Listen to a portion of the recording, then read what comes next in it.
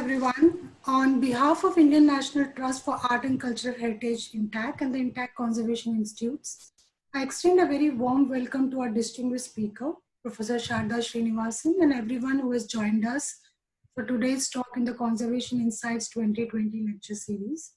I'm Dr. Padma Rohila, Director, ICI Delhi. Now to introduce our speaker, Sharada Srinivasan is a professor at the National Institute of Advanced Studies, Bangalore.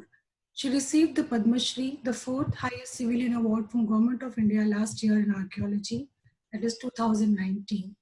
She has made pioneering contributions to the study of archaeology and history of art from the perspective of exploring engineering applications in these disciplines, that is archaeometry, archaeometallurgy, and archaeological sciences. She has a PhD from Institute of Archaeology, University College London, on archaeometallurgy of South Indian bronzes. This was in 1996. A master's from School of Oriental and African Studies, London, which she got in 1989, and a BTech in Engineering Physics from IIT Mumbai in 1987. She's a fellow of the Royal Asiatic Society of Great Britain, recipient of the Dr. Kalpana Chawla Young Women Scientist Award in 2011, Indian Institute of Metals Certificate of Excellence 2007, Vijayanagara Ethno-Archaeology Award 2005, DST SCRC Young Scientist Fellowship, the Flinders Petrie Medal in 1989 from University of London, to name a few. She's also the recipient of the DST Nurture Scheme and Young Scientist Award. She was co-recipient with Exeter University of a British Council-funded UKEIRI Research Award in 2009-11.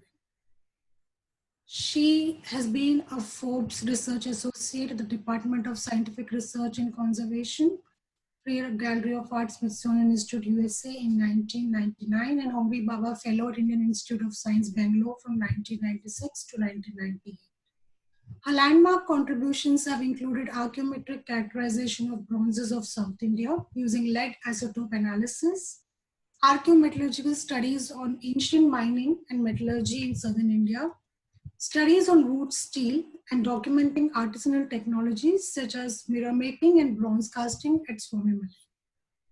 The title for today's talk is Bronzes and Brasses and Lead Isotope Ratio Archaeometry in the Study of South Indian and Chola Metal Icons. The use of native copper, tin bronze, and arsenical bronze was known in antiquity. Copper alloys came into vogue in the Bronze Age civilizations in Egypt, Mesopotamia, and the Indus Valley, as well as in China. The making of statuary figurines received an impetus in the Indian subcontinent following the Hellenistic incursions in northwest India. Metal icons of bronze and brass, including gilt images, were cast of Buddhist, Jaina, and Hindu affiliations, especially from about the 5th century CE in different parts of the subcontinent, with ramifications in East India and Southeast Asia. The making of metal icons of processional worship by the lost wax process still continues in parts of Thanjavur district in southern India, harking back to the great medieval Chola bronzes such as the celebrated Nataraja bronze.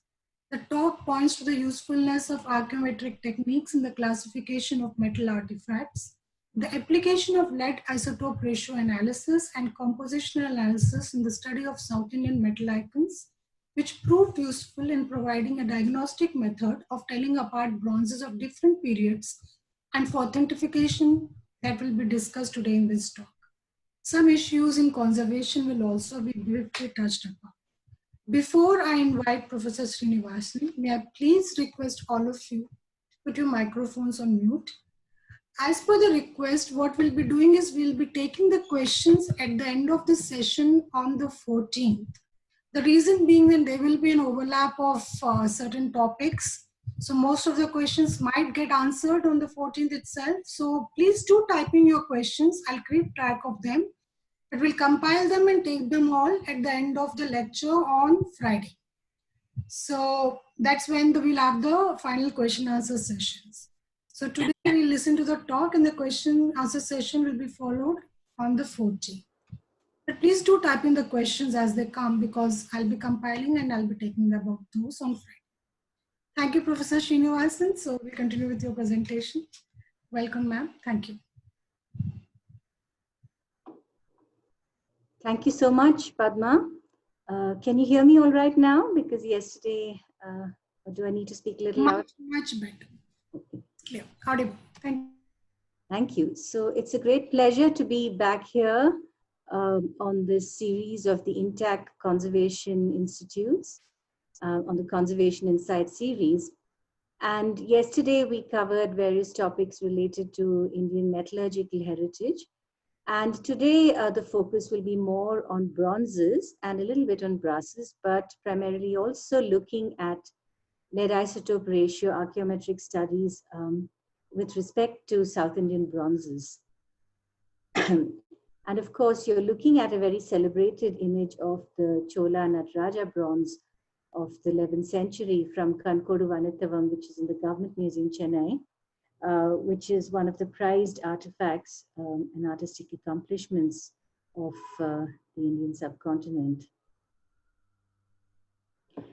Well, yesterday, since there was so much of interest with respect to the early archaeology and there were numerous questions, I thought I would just point out in terms of the historiography of archaeometallurgical studies.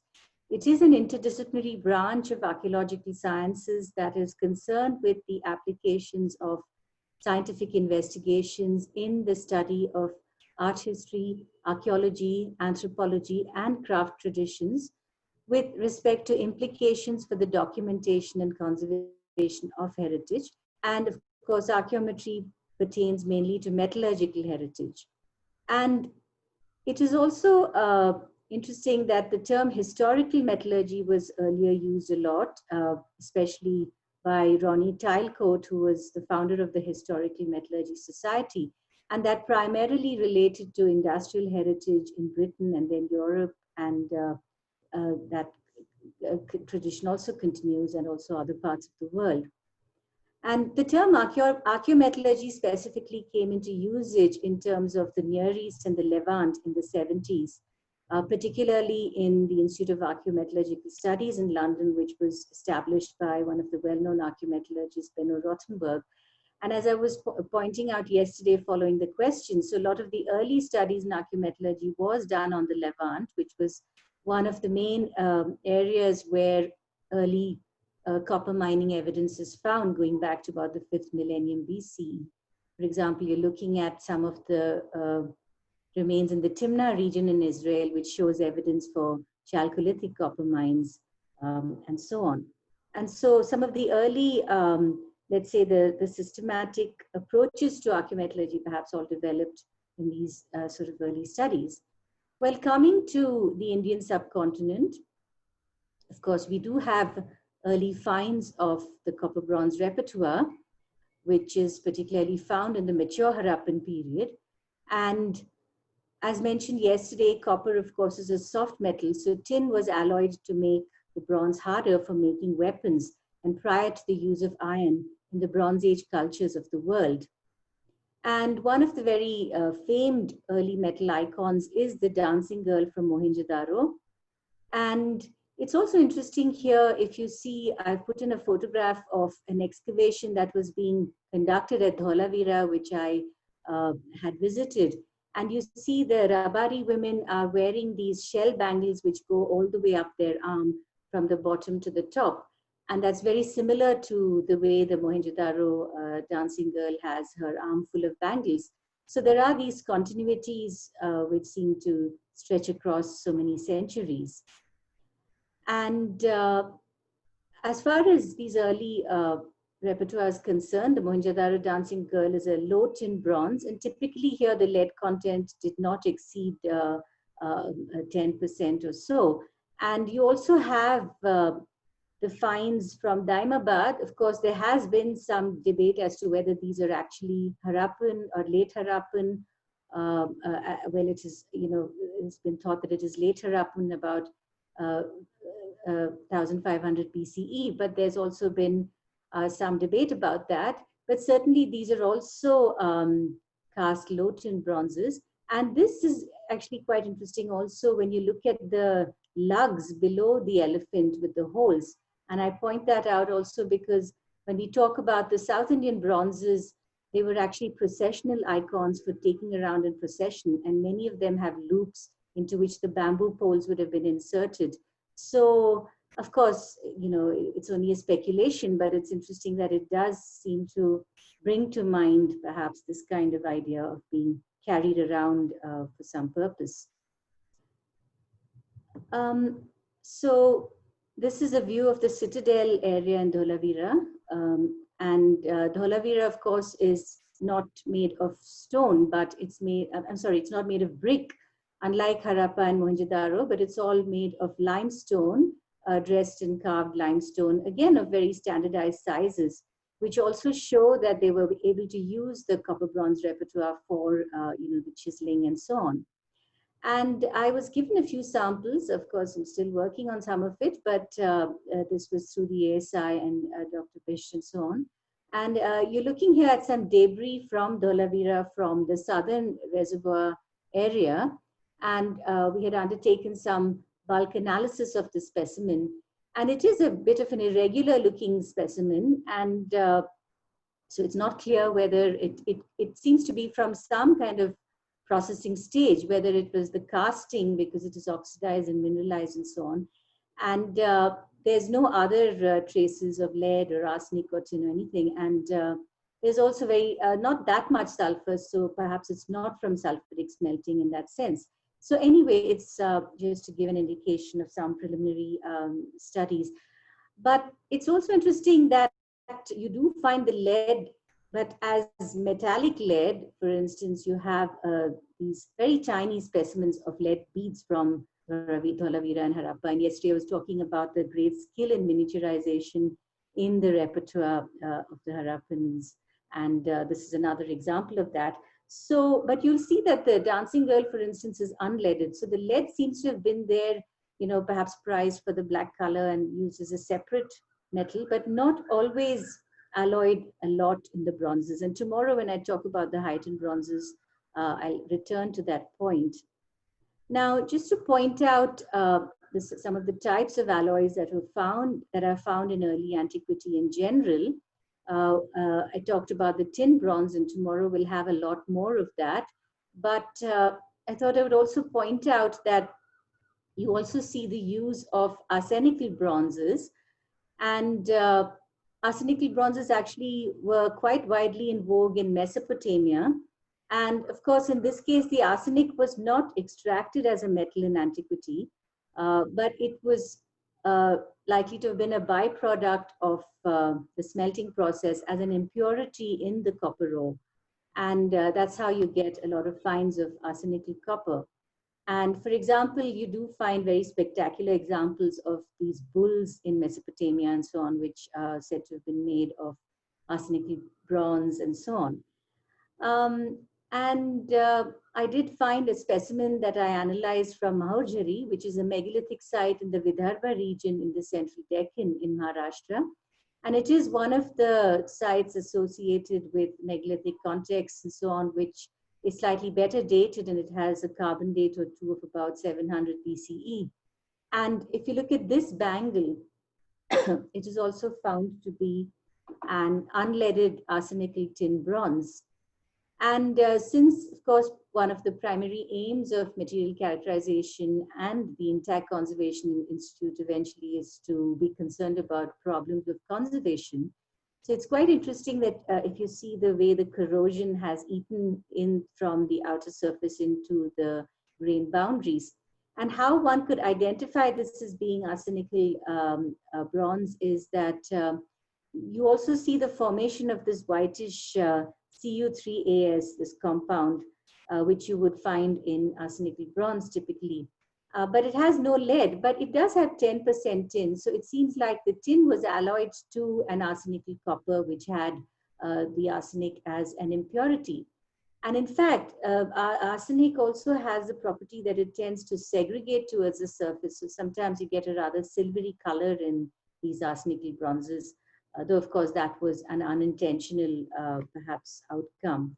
But it may have added to the quality, and it is quite a hard metal in its own right, especially this seems to be quite hard, this arsenic bronze. So as I was mentioning yesterday, there are a range of studies that one undertakes in terms of archaeometallurgical analysis or archaeometric analysis in general. We undertake microstructural studies to identify the microconstituents, including the elements and phases and compounds. And then these also help to contribute to understanding methods of production and pyrotechnology and so on, as I was explaining yesterday with the smelting and such like. And we go from a range of techniques from optical microscopy to semi-quantitative using scanning electron microscopy. And electron probe microanalysis is a slightly more powerful quantitative method. And in fact, the previous example that I showed, the analysis that was done here was by electron probe microanalysis, by zoning down on a very small portion of that cross section, that is wavelength dispersive analysis, which is a slightly more powerful quantitative technique along with SAF correction and so on. So the topic of fingerprinting, which I'll be talking about, is also one where, apart from materials characterization, one is also concerned with trying to find unique characteristics as a diagnostic tool to tell apart the characteristic properties of a certain group of materials. So one could undertake, for example, fully quantitative compositional analysis to get the elemental composition of the major, minor, and trace elements. And these are also useful in terms of understanding the history of technology, the methods of production and alloying and so on. And in that you have XRF, which is of course a semi-quantitative surface analytical technique. So if it's very corroded, that's not very useful just on the surface. You may have to grind away the corrosion and get to the core metal. And then you have atomic absorption spectroscopy, which is a quantitative method, which in the olden days used to give actually very good results and so on. And then there was a shift to a much more powerful technique, which is the inductively coupled plasma, the mass spectroscopy, because there you can do simultaneous multi-element analysis. Whereas in atomic absorption spectroscopy, you have to measure each element at a time, whereas the plasma spectroscopy enables you to measure a whole range of elements at one go. And coming to the provenancing techniques, which I'll talk about, where one attempts to correlate the ore sources to the artifacts. For that, we use what I've at least used here is lead isotope analysis. And that is, of course, useful for the non-ferrous artifacts, which also have traces of lead. And the technique that is generally used is called thermal ionization mass spectroscopy. And so that is also surface ionization, and it's a highly sensitive technique. And here again, you're able to get the isotopic ratios and so on of different elements. Well, the Chola Nataraja bronze is, as I was mentioning, one of the most coveted of Indian artistic accomplishments. And it has been hailed by Ananda Kumaraswamy, the well-known geologist turned art historian, as an image that he described it as poetry, but nonetheless science. So it has attracted a lot of attention of artists and philosophers and sculptors, but I won't touch into that too much because I'm trying to stick to mainly the technical aspects and so on in this paper. But I have done talks where I delve more into those aspects and the aspects of the dance and so on. And so I couldn't resist putting in a couple of the dance slides anyway. But and of course, the Nataraja image was also the Kula Devata, or the family deity of the imperial Cholas. And you're looking there at the Vimana of the colossal Brihadishwara temple built in the 11th century by Rajaraja Cholan. And of course, these icons were intended for processional worship. And at the bottom, you can see the set of the Nataraja and Shivakami, which is actually in worship in Aduthurai, which is a temple built by the Chola queen Sembian Mahadevi in the 10th century. And typically, as you can see, the adornments and the dress and so on. And when they were taken out in procession, that is how they would have looked. Sorry. So this particular image, which I had analyzed by ICP optical emission spectroscopy, was found to be a leaded bronze. with 8% tin and about 8.75% lead. So as I was mentioning, as you keep, of course, adding tin to bronze makes it harder. But when you add lead, the bronze becomes more castable, which was what was the purpose of adding lead to bronze, so that it could become more fluid and get, take all these intricacies during the casting process. And of course, the lost wax casting process is an age-old technique which still survives in parts of Thanjavur district, such as Swami Malay. And it's a tradition that harks back all the way to the Chola period and so on. And here, of course, the lost wax process is also described in the Shilpa Shastras, and it is described as Madhu Chehista Vidhana.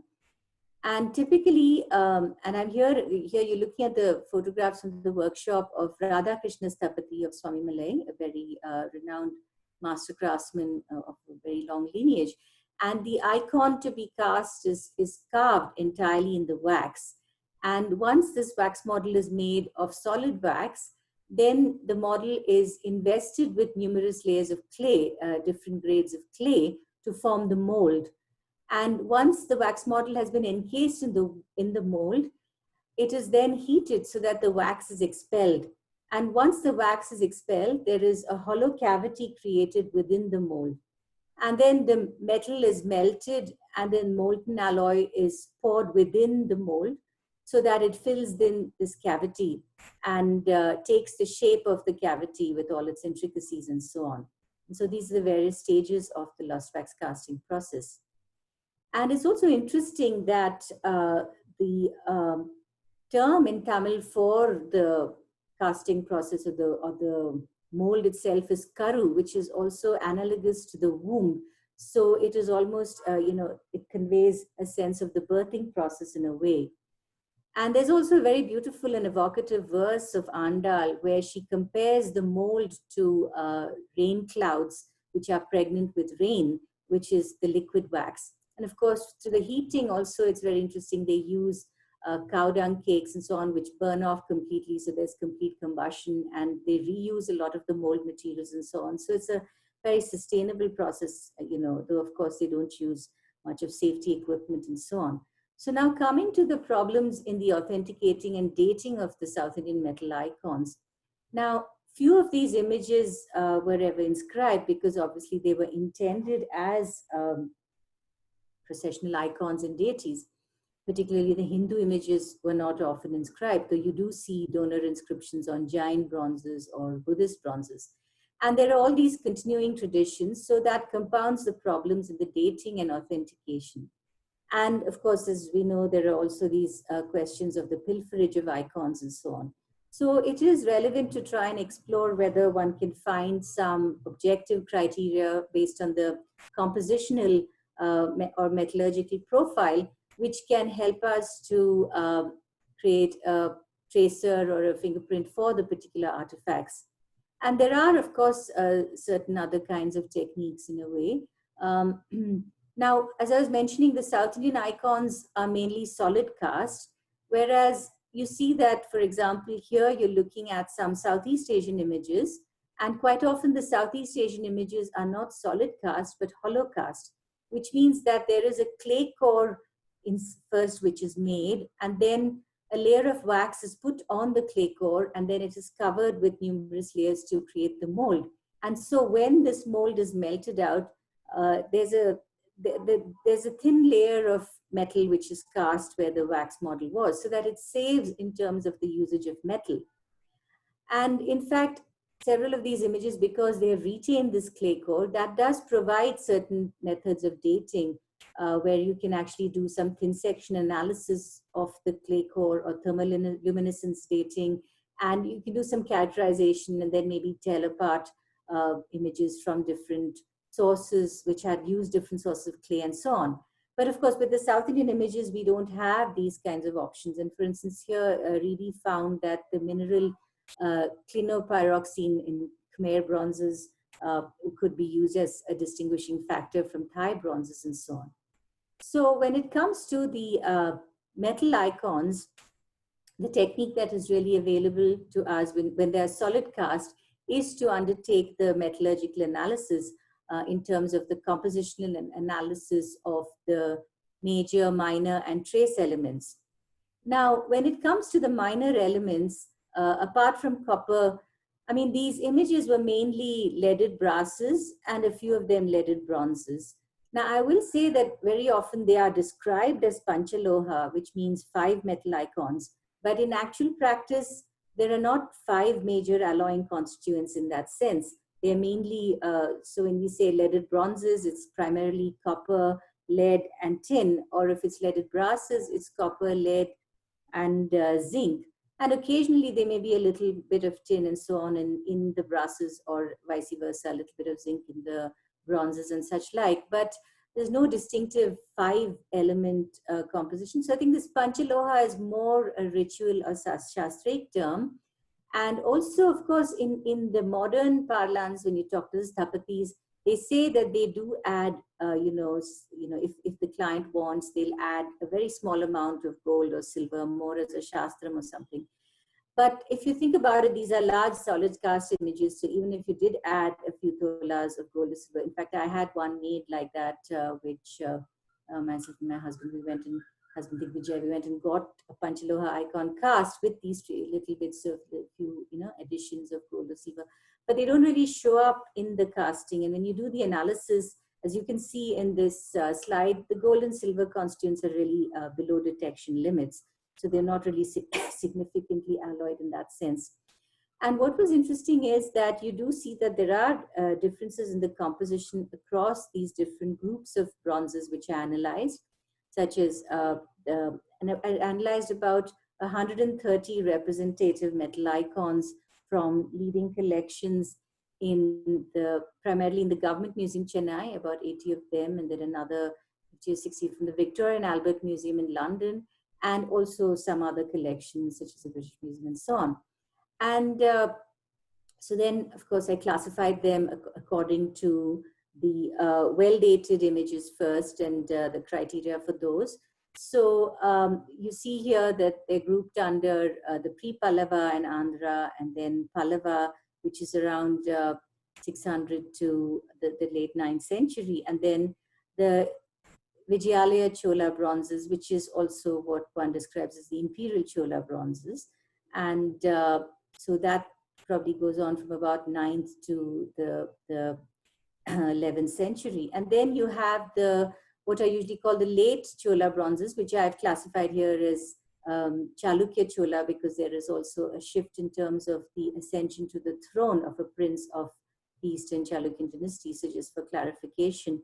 And then, of course, the Vijayanagara and Nayaka bronzes and so on, where we're talking about the influence from not now from the Thanjavur region, which is the major capital, but the Vijayanagara dynasty who ruled from Hampi, and their feudatories who were ruling in the regions of Tamil Nadu and so on. And another technique that I used, which I was mentioning, was lead isotope analysis. And so typically, actually, the composition of the major elements can vary randomly when you alloy them. So even though there are some general trends, I mean, I would say, for instance, the Chola bronzes have more of tin in them, so they're more like leaded bronzes with tin of, as I said, about 8% tin, 8% lead, or 5% tin, 5% lead, that sort of composition.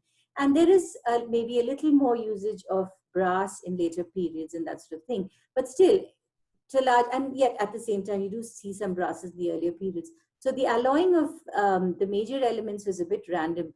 But what was interesting is that you do seem to find some systematic clustering in terms of the trace elements, especially the trace elements which are what we call chalcophilic, which they tend to segregate with the copper. And yesterday I was explaining with the smelting process and so on, how that tends to happen. Certain elements tend to, they're chalcophilic, as they tend to remain with the copper. And typically those are the nickel, arsenic, antimony, bismuth, and cobalt. And so they tend to be quite chalcophilic.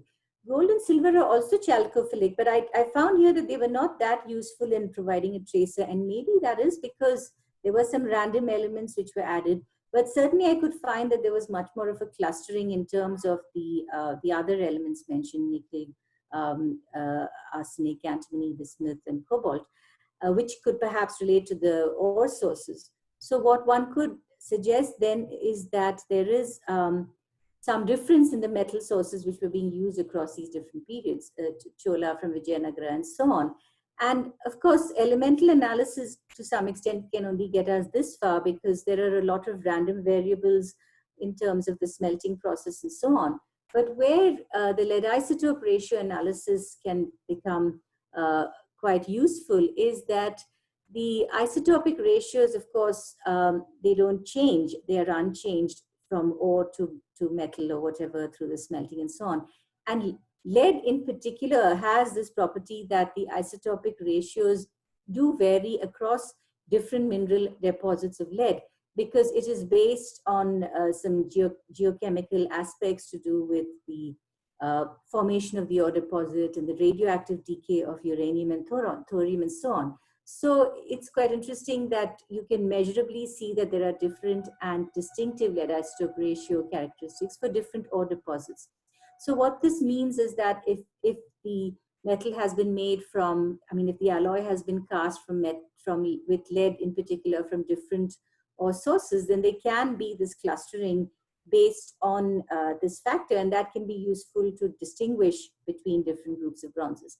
Of course, a lot depends on what happens empirically, because if they were recycling and remixing and so on, you would not get a real sort of clustering together. But perhaps I was a bit lucky, and so one could detect a certain coherence in terms of the lead isotope ratios and the trace elements of different stylistic groups of bronzes, which also was useful in telling apart certain, or maybe predicting the dates of bronzes of uncertain attribution.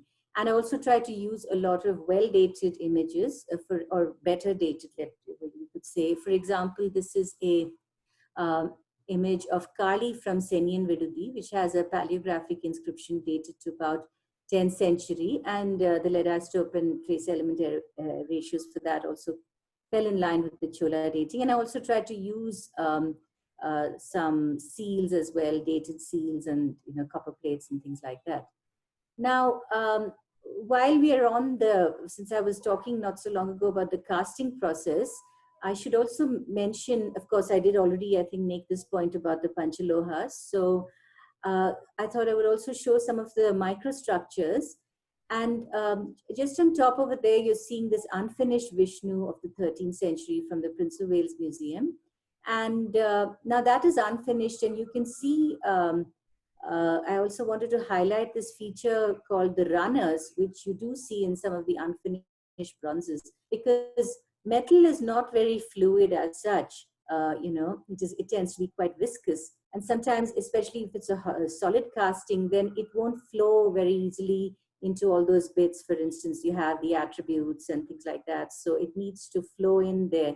So the flow is actually facilitated by adding these wax channels which connect different parts of the body. And those wax channels are really what, when they melt out and they form these hollow cavities through which the viscous metal can flow a bit better. And then those have to be polished off and finished off, in the post-casting phase. And you're looking at the bottom, sorry, at the microstructure of this unfinished Vishnu. And that's a damaged casting, as you can see. And you can see that there's a lot of impregnation of the mold material itself into the casting. And that is a slightly different technique there, which was in situ metallography, which we had been able to undertake at that time with the cooperation of the BRC, where it's actually done right on the surface by just polishing a bit on the surface. Whereas earlier, what I was talking about with the ICP analysis and so on, that is by doing micro drilling to take out a bit of the uncorroded filings and so on. So here you're seeing this mold impregnation into the casting. And then there is also another unfinished Nataraja image from the National Museum, which also shows you some of the scheme of the intact runners, for instance, connecting the thigh and so on to the arms and such like. And it also suggests that, again, it was poured by laying the image down, so that it was face down and that kind of thing. And below, you're also looking at the photomicrograph of another 13th century Chola piece, which is not shown here, which shows the typical leaded bronze structure. So as I was mentioning, this is an as-cast leaded bronze. So you see this dendritic structure where you see this dendrite, the patterns of dendrites, which shows that it is as-cast. And you also see that the lead is segregating in the intergranular regions, because lead does not form, whereas tin forms a solid solution with copper, the lead tends to go and segregate in the grain boundaries. And you're also seeing here, as I was mentioning, one of the workers or stapatis in Swami Malay is trying to cut off and polish, and he's going to remove those runners. Now, what is quite remarkable, when you see above this Somaskanda image from the Pallava period of the 7th century, and that was, mind you, fingerprinted to the Pallava period, that was a coppery image. And you find that actually there are some runners which have been left intact, joining the attributes to the main body. And so it suggests to me that this image is actually so well cast that it didn't need a lot of final finishing. So, they've just left the runners as it is. And when you look at it also, it seems possible that the skills in the casting and the mold making was so good. And you see that also with some of the Pallava and Chola pieces, that they probably didn't need a lot of final finishing, which is what probably happens today much more. I should also, I think I should move on because there's quite a lot more ground to cover. Yeah, so now, so I was talking about the lead isotope analysis. And one thing is that to identify the actual ore sources, you do need to have a data bank of the lead isotope ratios of different ore sources. And we probably don't quite have that in a very exhaustive way in India. And also these need to have been measured in more recent times using high precision techniques, because if they were measured much earlier, then perhaps they may not be compatible with the more latest measuring techniques and so on.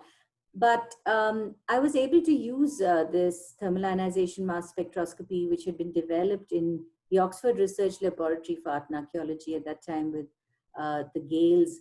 And they had a lot of information on ore sources from around the world. And so we also contributed some galenas and so on from various Indian sources. And there were also some galenas which had been collected, for example, from Paul Craddock from the Zawar area, which I spoke about yesterday.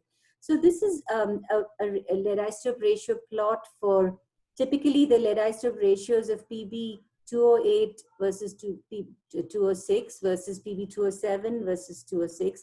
That tends to be quite sensitive in terms of giving these distinctive ratios for different ore sources. And as you can see, the Dariba ores have different ratios from Zawar and so on. And so there was some analysis done, though of course sometimes it raises more questions than it answers, because quite often you can't really find the ore sources and you don't really find a match because maybe the mine has been worked away. And of course, if there has been some recycling and addition of lead from another source, then it gives you some completely different signature. But still, there are some interesting highlights over here that I could point to. One is, somebody actually made a question yesterday about the Shatavahana material that they were looking at. And as I pointed out, there were a couple of Shatavahana coins, a couple which I also analyzed, but also Paula Turner had analyzed. And so some of them seem to fit the Agni Gundala mine in the Andhra region. Although I've also found that there's another set which matched Sardinian ores, so there must have also been some import of metal, as you were asking. I can't remember who it was, but I do remember that question. And so what one had done was to plot the lead isotope ratios of some 60 bronzes that one had analyzed versus some of the known ore sources. And I have to say that there's one interesting factor, which is a lot of the South Indian bronzes tend to cluster and have their lead isotope ratios in this, in this cluster. And there are a few outliers, but not so many, but I will discuss those. But actually, when you go into that larger cluster, you see that there is a lot of, internal clustering again going on there, which helps to tell apart different groups of bronzes.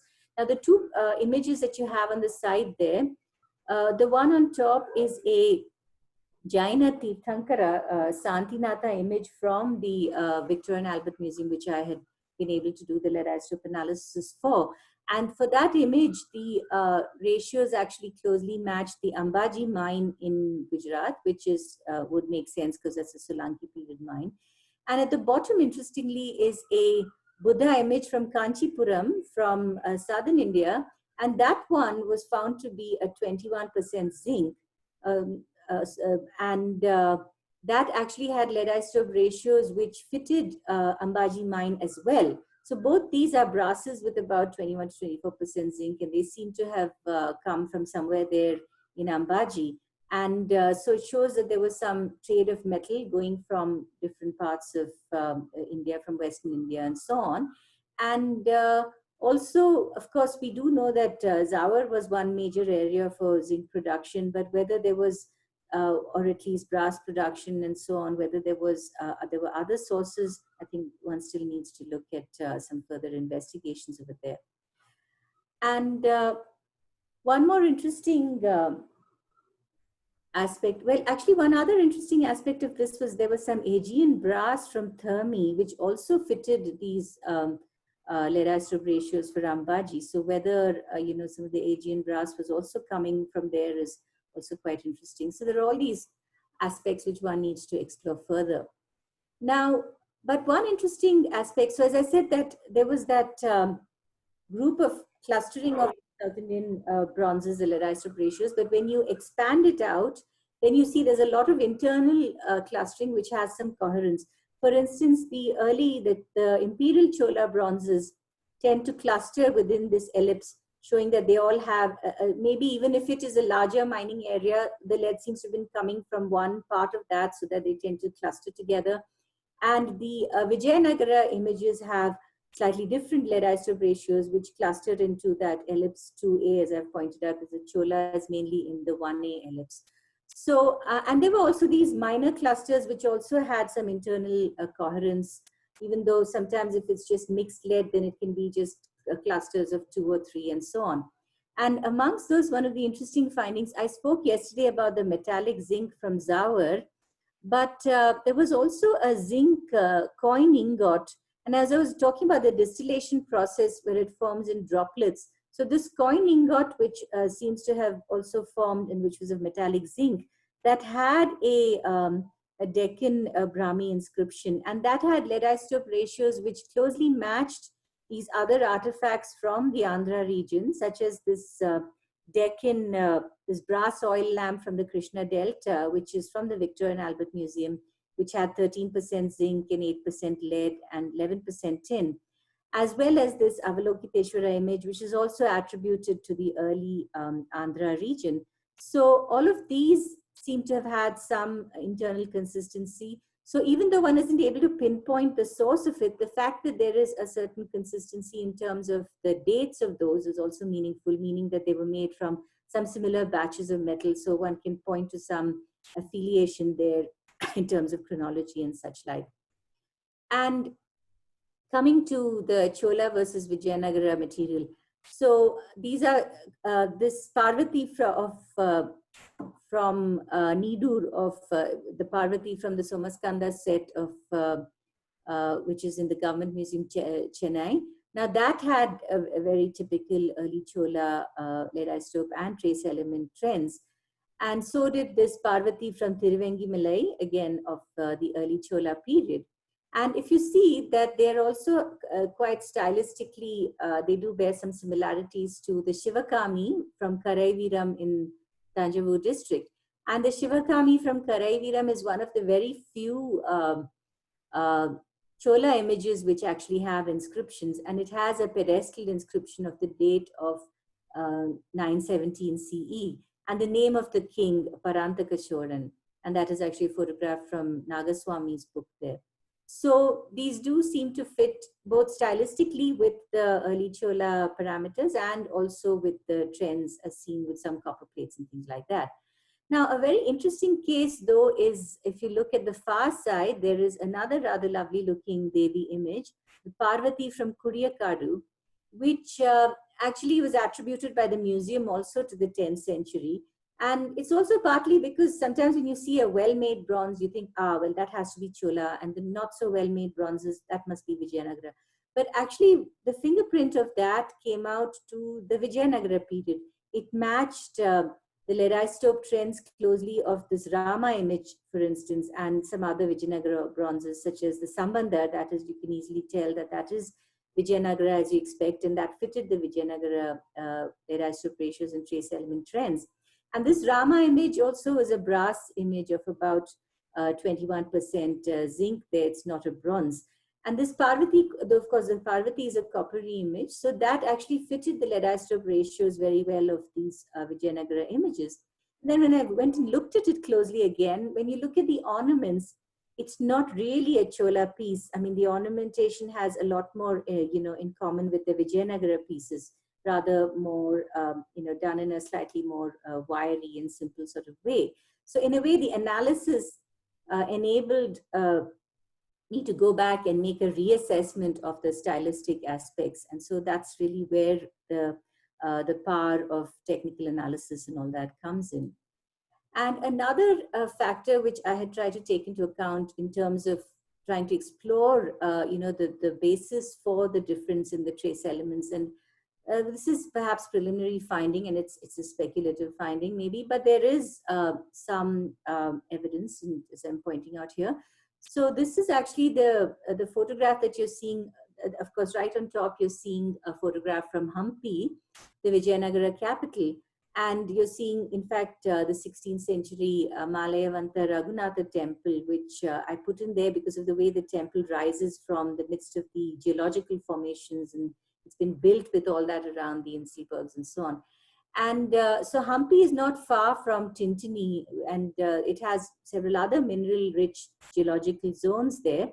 And Tintini is also, of course, there is gold also, but it's also a copper mining area. And there is also a temple there to a saint called Moneshwara, who's associated with metalworking. And there are these wash tanks on the top, which are for washing the ore from the hilltops down. And, because typically when they wash it, the lighter elements and all that get washed down, and the ore tends to segregate better so that they can then use it for the smelt. And so I also found some copper slags there. And when I did the microstructural analysis and EPMA analysis of the copper slags and the metal remnants or the prills in the copper slag, so those were found to have nickel-cobalt ratios, which were actually matching quite well with what was being found in the Vijayanagara bronzes, and which, as I was saying, was also quite distinctive from what was found in the Chola bronzes. So it's a possibility that, and given the fact that Tintini is also quite proximal to the Hampi region, that this was one of the sources of metals, sources of copper for the Vijayanagara period. And of course, it's a preliminary finding which does need, sorry, I've been having a little bit of throat trouble. It's a finding which needs to be explored a bit more, but still there is some basis to some use or relevance, let's say, in looking at these aspects of the ore sources and so on. Now I'll also talk a little bit about some of the Buddhist bronzes which one had been able to study. In particular, if you look at the gilded image there, which is a Nagapattinam gilt Buddha, which is dated to about the dates, let's put it like this. I have redated it to now the later Chalukya Chola period of about the 12th century. And this is about 1 meter high image. And as you can see, it's very interesting because in this case, the Buddha, it has some stylistic similarities, of course, to the celebrated Eastern Indian Sultanganj Buddha. The Sultanganj Buddha, and I also put a photo of myself standing next to it, just so as to get a sense of the scale. That is the largest, almost life-size cast image from the Indian subcontinent, and it's a very spectacular image, which is hollow cast. And of course, that typically follows the hollow casting technique, which was quite well developed in the Hellenistic world, and the Greek bronzes and all that. Some of them really quite very large, like the Artemis and the Rider and so on. That is a hollow cast image, where basically, as I was mentioning, there is a clay core made, and then a thinner layer of metal put on top of it. So this follows that kind of tradition. And it's been analyzed and found to be a copper image. And this Nagapattinam gilt Buddha, in a way, it does share the stylistic affinities with the Sultanganj Buddha. It's got a similar pose and the robe and so on. But there are other aspects to it which is actually very much like the South Indian tradition. You see the lotus pedestal and the holes, the holes for taking it out in procession. I don't know if you all observed in the other pieces, in the Chola pieces, it usually has prongs or, holes of that nature, so that the bamboo poles could be inserted and being taken out for procession. And it seems as if this Buddhist image was also being taken out for procession in that sense. And this image, though, had only about 1% lead. It's mainly copper. And that also, there's a reason for that, because when you try to gild an image, the gilding was usually done by applying a coating of a mercury amalgam along with gold. And then the mercury is burnished and heated off, and so that there's a gold covering on the image. But if you have too much of lead in the image, then, because lead tends to, it's got a low melting temperature and it tends to ooze out and spoil the gilding and so on. So that's why this doesn't have that much of copper in it. And, but just to make the point that the Holocaust images, the earlier ones some of them did follow the trend of being Holocaust. For instance, there is an Avalokiteshvara image, which I'd already talked about, from the Krishna Delta, which was now in the Victor and Albert Museum, of the Andhra Pallava period. And I took a photograph from that angle where there's actually there's been a bit of wood inserted in there to kind of steady the image. And so that is actually Holocaust. It's not a solid cast image. And down below, you're looking at a radiograph of a Vishnu image here, of the Pallava Vishnu. And I just put that in just to show you, because I've done the radiograph of that image. And the radiograph indicates that it is actually solid cast, a very good solid casting, because you don't see any flaws in that, the casting. So, and that Pallava image also, typically you can see that it shows some stylistic affinities to the sculptures that you associate with Pallava sites, such as Mahabalipuram and so on, of the 7th century, with the typical kind of sashes and the slanted attributes and so on. So in this case, you do find the correlations. Apart from the technical fingerprinting, the stylistic correlations also are meaningful, because if something looks totally different stylistically and, and also fits the fingerprint, then you may need to think about whether it's just recycled metal you're looking at and so on. So there are various intricacies to this. Well, one of the important findings from my study was also concerning the dating of the Nataraja bronze. Now, we typically associate the Nataraja image with the Chola period, because that's when it seems to really come very much more into prominence. But what I found was that there was, for example, this small image from the British Museum, a Nataraja image, for which the face element and archaeometric and the lead isotope trends actually fitted the Pallava period. So it was not a Chola image, as one would automatically assume, because when you see the image with the leg extended in what we described as a Bhujanga Trasata Karana, we automatically assume that it's a Chola piece, because that's when that particular imagery starts coming more prominently in sculpture and in temples and so on. But, and just to explain the Bhujanga Trasata Karana, it actually literally means serpent fright. And there is a very small frieze in the Siyamangalam temple of the Pallava period, 7th century, where you see the leg extended in the Bhujanga Trasata Karana. It actually has a serpent just below the foot. So it's as if the dancer is recoiling from the serpent. That is what it actually means. And in earlier periods, even in the stone sculpture and so on, you don't see this prominent use of the Bhujanga Trasata Karana. For instance, the very famous Badami, 6th century Chalukyan Badami Natesha, you see the image of dancing Shiva is in what we call the Chatura Tandava posture. So it's not lifted in the Bhujanga Trasata. And of course, there are also some influences of the Badami sculpture and on the Pallava art and so on. And Another Pallava image, which has been identified by another art historian, Nagaswamy, as being Pallava, and it's also found with copper plates from Kuram, is the Natesha from Kuram. And here the image, the leg is extended in the Urdhva Janu posture. And so if you see this image and the other, the British Museum Nataraja image, the dwarf is facing forwards. So there are these stylistic similarities. So there's no reason why this should not be taken as a Pallava bronze. And again, the way the sashes fall and the loop, the Kati Sutra and so on. So this is clearly a Pallava Nataraja image, which again was missed when just looking at it through stylistic analysis, in which the technical studies of the lead isotope analysis actually pointed this out, because this hadn't been pointed out by a previous art historian. And of course, at the Kailasanatha Swami temple in Kanchipuram, you do see this prominent depictions of the dancing Shiva, though you don't see in the Pallava context, the stone context, you only see the Bhujangathastakarana in Siyamangalam. So that was quite an interesting finding. And of course, you do have a lot of beautiful devotional poetry from this period, from the 7th century and so on, Appar and Sundarar and Manikavachikar in about the 9th century, where for instance, Manikavachikar also sings, Adiyum antamam illadavar, Undiya mudal nadu irudiyum anai, the one who is without beginning and end, and so on. So this sense of, of a sense of the infinite and the cosmos and so on, or at least some kind of, nascent feeling of connecting inner space and outer space.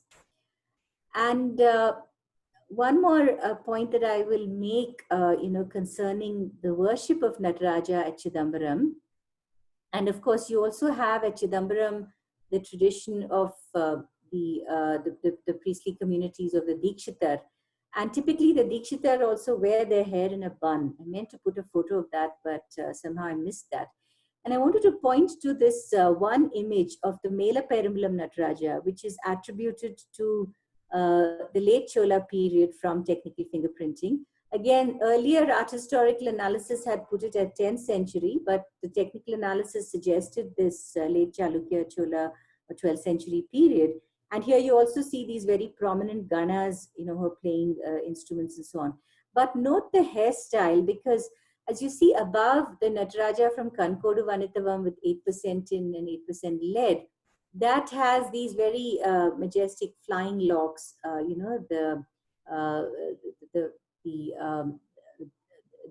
that particular depiction with the flying locks of the jade. Whereas in this Mela Perumpalam Nataraja, the jade is sort of fallen down, as it were, almost to the shoulders. And there was an interesting, of course, it wasn't in connection with this image, but there was the art historian Lisbeth Pankaja, along with the family of the late Raja Dikshitar, who wrote a lot on Chidambaram and its traditions and the Dikshitar traditions and Kandan and so on. So they had pointed out that the depiction with the locks falling down is actually the Shanti Tandava, which is at the end of the Ananda Tandava. Of course, the locks flying, as we see above, is what is described as the Ananda Tandava, or the dance of, we could call it the dance of furious bliss or destructive bliss, or, something which, it is the beginning of this dance of Shiva at Chidambaram, is the Ananda Tandava. So the Shanti Tandava, according to these art historians, is when the hair is sort of falling down. And that is again a tradition at Chidambaram. So it seems to be that dating of 12th century for that image, actually from technical analysis, fits in quite well with this, because when we see it, it is coming in. And also the way the hair, the konde is at the back, is a bit more perhaps like the Dikshitar habit. So it connects with those tradition of Chidambaram from about the 12th century. And then on top, you see this Nataraja image from Kuniyur, which again was one which did not fit the Chola fingerprints, but it seemed to be more of late Pallava vintage. And that also seems to be, at least I believe that's quite likely. And it does look like some other late Pallava images which were identified by Nagaswamy. And so it's also interesting that by the 9th century, you have the verses of the saints such as Manika Vachakar, which does give a sense of this, some sort of mystical comprehension of the Nataraja bronze, which was in vogue in this pre-Chola period, and where he sings, "Let us praise the dancer, Kutan, who sports, creating, destroying this heaven and earth and all else." Well, I'll just very briefly touch upon the topic of conservation, which I'm sure is very important to all of the people engaged in this loop and so on. And of course, we all know about the problems of bronzes in terms of the bronze disease, where due to the action of the water and so on, and the chlorides get in and attack the bronze, and it is actually irreversible. And of course, there are various treatments, I suppose, attempting to fill the spots with silver oxide and so on. But I just wanted to point to the fact of how we actually perceive the bronzes now, for example, in the Chennai Museum. And you're looking at the Chola image of Ardhanarishwara from Tiruvangadu of the earlier part of the 11th century, of where Shiva and the consort Parvati are conjoined, representing the unity of the male and female principles of Purusha and Prakriti. And this has a rather sort of darkish color now and so on. Now, in 1923, Dr. F.H. Gravely, who was an archaeological chemist and who was appointed to conserve the bronzes and followed the research of Colin Fink in restoring the bronzes at the Metropolitan Museum of Art, used the electrolytic treatment to reverse the electrochemical processes of corrosion. And electrolytic reduction took place by placing the bronzes in an electrolytic cell containing strips of iron gauze with solutions such as dilute sodium hydroxide and so on. And in those days, Dr. Paramasivan was also a very well-known conservator, and he's also, in fact, analyzed a few bronzes and so on. And this procedure was, of course, stopped completely in the 1980s because the patina was stripped completely, and that also led to blackening. And the switch was made to chemical and mechanical means. And I also quote the eminent conservator, Dr. Subbaraman, who was formerly with ASI, and also he was helming the INTACH Chitrakala Parishad, who was mentioning from his years of experience that in the conservation of museum bronzes, apart from the removal of harmful corrosion processes, in order to arrest the progress of corrosion and for stabilizing the bronze, another important consideration is the preservation of the noble patina from aesthetic considerations, and as also authenticating the object's antiquity. In the Indian context, however, since these old bronzes in worship are also subjected to constant cleaning through tamarind water and so on, so sometimes they don't there are all these different ways in which these bronzes appear. Sometimes when they are cleaned and constantly cleaned, they don't corrode in quite the same way and so on. So anyway, he also points out that it's better to avoid chemical cleaning, but remove the incrustations mechanically and then use the benzotriazole treatment and so on. So just to give an insight into the aesthetics also of how the bronzes appear with the patination and all of those aspects. Now, lastly, I will screen a video which looks at the bronze casting tradition in Swami Malay and takes you through some of the steps. Well, I should say that these are, as with the video that I screened yesterday, these are amateur efforts because, this is just what we could do with our limited resources as academics and when we managed to get down and do some documentation. So please don't judge these by professional criteria. But anyway, it's just, at least we give you some sense of the craft. And since many of the craftspeople are getting older and some have even passed on and so on, so these are important testimonies in their own right.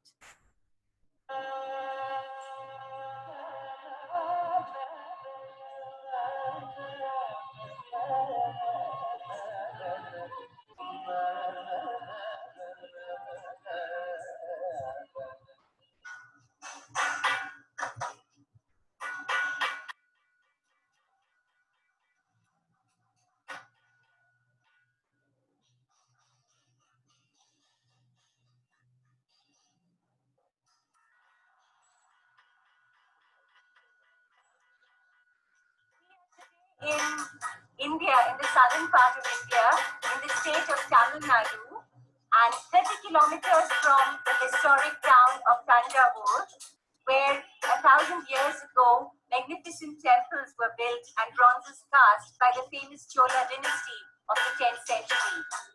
And here in Swamimalai, 30 kilometers away from Thanjavur, this tradition of making bronzes still survives in this little village of Swamimalai. And we are now in the workshop of Devasena Sabati, one of the reputed families of traditional bronze casters.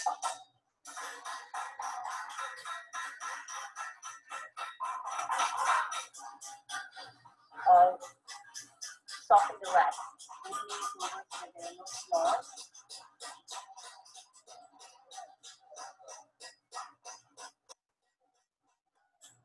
So a very crucial process is this whole matter of carving the wax model, almost sculpting it really. So it's a process of sculpting wax. And so all the details are first sculpted onto the wax, and then the wax is melted out, and that's really what the Sirepelli process is. That is, it's first encased in 3 layers of clay to make a mold, and then the wax is melted out so that it leaves a hollow in the shape of the metal to be cast. And then the bronze metal is poured inside to give the casting, and then the mold is broken, and the metal icon is retrieved. And in this process, each icon which is made is unique because it is the unique specifications and the shaping of the wax model that results in the icon. So in that way, it's not a replication process. Measurement எல்லாம் பண்ணி எப்படி பண்றீங்க wax model வந்து என்ன உயரமோ அந்த உயரத்தை தென்னை ஓலையில இது போல தென்னை ஓலையில எடுத்துறோம். He uses a palm frond of the coconut tree. And this is used for marking out the proportions of the icon.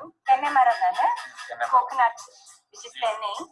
And then இது வந்து என்ன பண்ணோம்னா இந்த ஃபீமேல் மேல் ஃபிகரா இருந்தா இதை 124 பாகம் பண்றோம். 124 பார்ட்ஸ் 124 பார்ட் பண்றோம். ஃபீமேலா இருந்தனாங்க 120 பார்ட் பண்றோம். Oh, he says that for a male figure he uses 124 parts, and for the female figure 120 parts. அப்படினா இது சின்ன சின்னதா 120 ல பண்ணுவீங்களா? இத நான் பண்ணிட்டு இருக்கதே 120 பார்ட் தான் பண்றேன். அது இது லல்லாடம். This is the forehead, face, கழுத்து வந்து neck, மார்பு, torso, chest, நாபி, navel. இது வந்து மேட்ரம் வந்து தொட இங்க தெரியுது. Coming to the top of the thigh. அது போல பாதா அது போல ஒவ்வொரு இதுக்குமே மெஷர்மென்ட் இருக்கு. இது 2.5 பங்கு. So this is 2.5. தொடையினுடைய பகுதி. இதோட எல்லாம் பண்ணி இதே மெஷர்மென்ட். இதே மெஷர்மென்ட் தான் கைக்கு வந்து. And the same measurement for the hand. So he's making here the Nataraja image, as you can see. This shows the fire of destruction of Nataraja, and this is the drum of creation. And he's done of Apasmara. So he has made this separately, and he will join this. And then the Prabha will be made, the ring of fire will be made separately and joined. And the ornaments are made of wax, remember? இது வந்து honey wax use பண்ணிருக்கோம். Beeswax. ஆமா, beeswaxம் soft wax இருக்கனால தான் ornament தான் இது பண்றோம். Made of soft wax, which is of beeswax. Beeswax. And this is of hard wax. Paraffin wax. This has got paraffin wax and beeswax. So there are different grades of wax that he uses.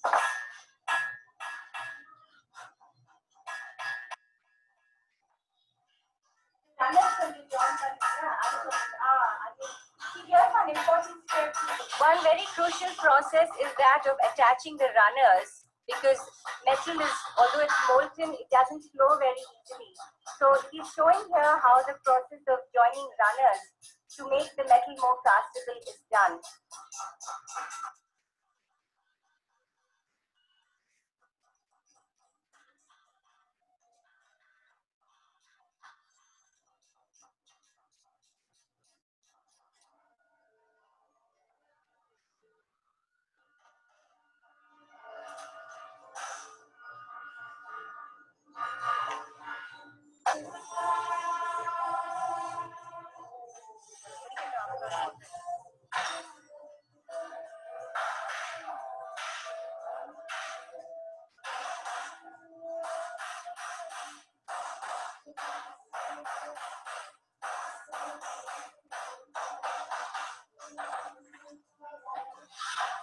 இந்த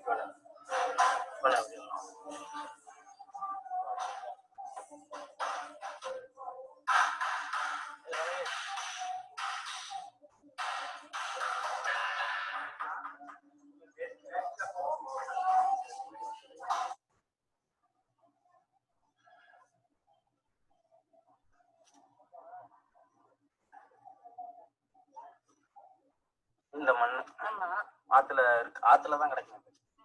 ஆத்துலன்னா நம்ம இது அங்க ஒண்ணு mould இருக்கு, அதுவும் அதே மாதிரி பண்ணியாச்சு.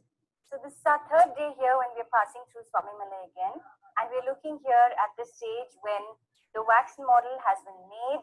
You can see the runners of wax. Also, one is a screw, another is one is for pouring metal, one is for the escape of gases. So there are two, one vent and one screw, and the whole mold has been covered with iron bands so that it won't burst and things, to consolidate it. So that's exactly what we're seeing over here. And now they're getting ready to melt the wax out. That's what they're going to do.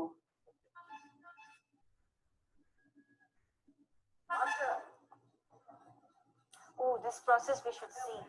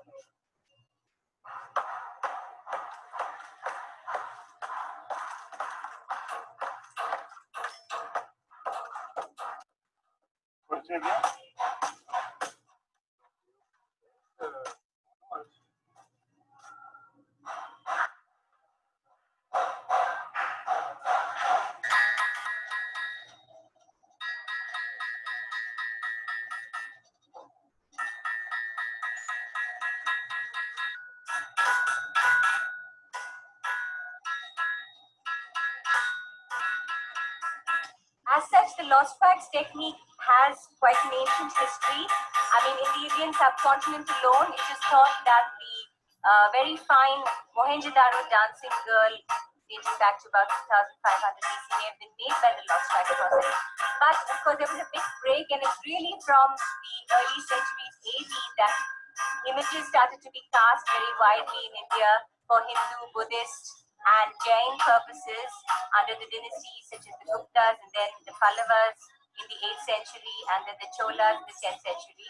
And in a sense, to some extent, the iconographic conventions have remained to a large extent the same over the past 1,000 years because they followed religious texts called the Shilpa Shastras, which gave very specific, very detailed specifications on the ways the iconography of the gods and the goddesses should be portrayed. The pose of Parvati and the dance of Shiva and all of the Nataraja pose and that is the Hindu god Shiva as a lord of dance, and then Parvati that is a consort. And so many of these iconographic conventions and the mudras or the hand gestures which are also used in the classical dance traditions, those have remained the same. But we still maintain that the Chola and Pallavas made the best bronzes, which they don't replicate those anymore.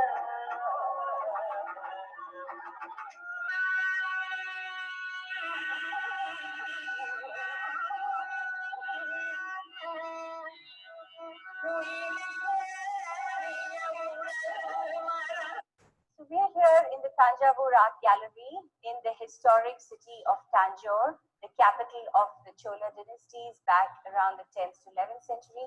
And we are looking at the celebrated Nataraja bronze images for which this dynasty has been most famous. And I first came here in 1990 as part of my PhD thesis when I was investigating the way these images were made, and I had also visited Swami Malay and visited the methods of making images even today. And to just explain briefly the iconography of the Nataraja bronze, as you can see, there is this representation of the so-called cosmic dance of creation and destruction, where the drum is held in the right hand, the drum of creation, and the fire of destruction is held in the other hand of the dancing Hindu god Shiva, and around him are the cycles of perpetual creation and destruction represented by fire. And underfoot is the dwarf demon or Apasmara, who is quelled. And so this represents the universe in cosmic order, whereby forces of creation and destruction are balanced and the forces of good and evil kept at bay. And these are the 5 activities of the dancing Hindu god Shiva.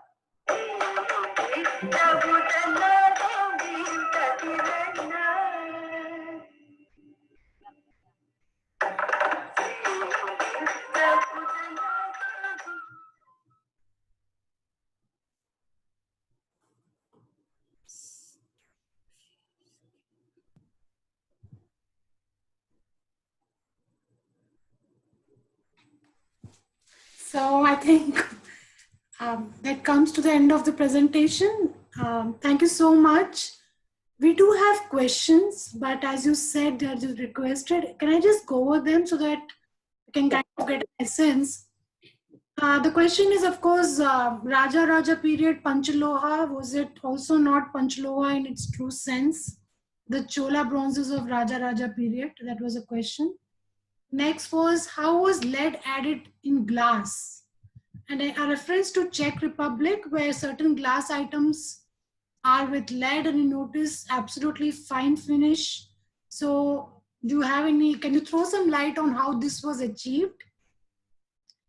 Then lead isotope studies comparing India and other bronzes and metals from Southeast Asia. If there are any such tests that have been done, any references that could be given for those.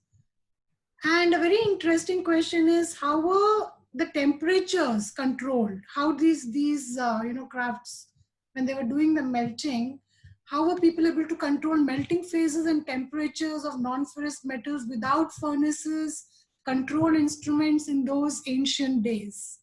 That's another interesting question. And the next question is, most of the old temples at Ellora, we see statues made of solid stone with just chisel and hammer, whereas most of metal statues are made by casting them. So any example in the world where metal statue is made from a solid block just by machining out using chisel or such sharp instruments? This was a question, a very interesting question again. And another question was, in Nataraja sculptures, does the presence of the ring of fire, which connects more or less all the features of the sculpture, make it unnecessary to incorporate more runners? Because these sculptures have been found to be devoid of any additional external runners. So does this, convenience the whole fact that the ring is there to hold it? That was another question. Where do they get the metal they are pouring into the mold? How is that metal obtained? Because that was not clear. I think they got it from the furnace. So the people asking how do they get that metal? Those are the questions for today. So if you want, we can take them up on the next session, but I thought I'll just give you an idea. Oh yeah, another question is, sorry, are there any evidences of Nataraja bronzes from northern parts of India or rest of the world? And if yes, do all the Nataraja bronzes have the same percentage of contents? So yeah, so thank you. That's a wonderful set of questions. Do email them to me. There are some, as I said, overlaps with the next talk. So that yes. I think after that, it'll be helpful to perhaps go back on the entire lot. And of course, I should also remember to thank Peter Wemming of the Medieval Center, who shot those 2 videos that I've screened so far. So I'm very grateful for their support. And yes, so, and also, as I was saying, since I'm having a little bit of trouble with my throat there, perhaps I could give it a rest and also go over the questions. No problem. I'll send the questions to you. And in the final session, anyways, everybody will be back. It's an incentive for all of them to again join us, probably again the next session. So we'll take the one question I could answer now about the Ring of Fire, because it's fresh in the minds. Definitely, I have written about that as well, that the Ring of Fire also helped to facilitate the flow of the metal into the image, because that's why you see that the hands are attached to it through runners, and those runners, they still remain also to provide some stability to the icons. So I think there was a sense of, a sensible design as well, which could help in overcoming these casting defects. But even so, they would have also needed added runners, even with all of that. So I think we'll take the questions and mail them to you. So thank you everyone for joining us. Thank you, Professor Srinivasan. We'll again meet you on the 14th. So tomorrow is Janmashtami. So happy Janmashtami to all of you. It's a festival, it's holiday. So we'll meet on the 14th on the final session. And that's when the questions will be taken up along with other questions on that day. Thank you so much. I know you are having trouble with the voice and all, and still you took the time out and you didn't miss on the talk. Thank you so much for taking the trouble. Thank you, and all best, and take care. Yes. Bye.